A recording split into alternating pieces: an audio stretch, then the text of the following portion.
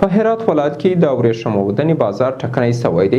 اوسمهال په هرات ولایت کې د ورېښمو د اوبدلو له 200 دستګاوو څخه یوازې 7 فعالیت لري. هر څو په هرات ولایت کې د ورېښمو اوبدنه ډیره لرغونتیا لري، خو ورته د مارکېټ نشتون او د دولت نه ملاتړ د ورېښمو د تولیداتو کچه خورا ټیټه کړې ده. نور حال په راپور کې.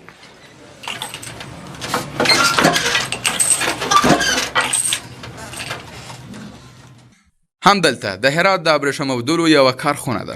هغه ځای چې پکې ابریشمي ټوکران په بیلابیل ډولونو او رنګونو سره تولیدیږي او بازار ته وړاندې کیږي. د خلکو او دولت د نه ملاتړ له کبله په دې وروستیو ورځو کې د ابریشمي ټوکرانو تولید کم شوی دی. په بازار کې د ابریشمو ضعیفه خرڅلاو د کارخونو د صاحبانو اندېښنې راپارولې دي. د دې په خبره د بهرني محصولاتو پر برابر د دوی د تولیداتو کیفیت ډیر لوړ دی، خو بیا هم خلک ځینې ډیر لږ ګټه اخلي. نزدیکی 150-200 دستگاه بوده، با کل افغانستان هم همین جنس ما میرفته.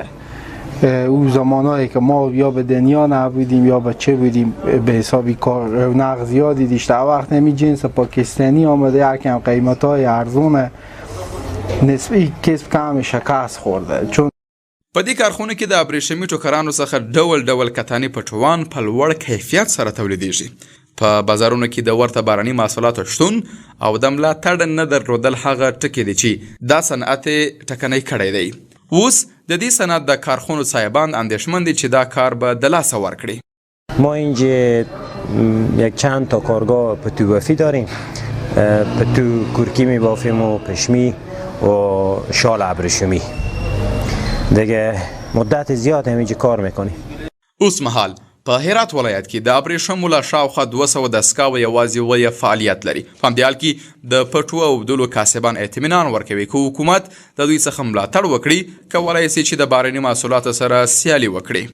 حتی ما میتونیم به نمایشگاهایی که درباره همین کرک و اینا هسته به خارج از کشور ما حساب اشتراک کنیم، چون میتونیم جنس ها متنوع تولید کنیم. پتو، دگه شال، حتی ما یک رندیکتریایی بی جور کردیم از این کرک. دگه برای پارچه منتو، پلتو که هسته، این بالا پوشا، واسکت، کت، خیلی مدل با مدل ما میتونیم اما هم تردار هم ساده به حساب تولید کنیم به شرطی که حمایت باشه. د ابریشمو اوبدل په هرات ولایت کې یو له خورا لرغونو تولیداتو څخه ده. د ابریشمو د اوبدلو کارکوونکي له کورني تولیدات څخه ګټه اخیستنه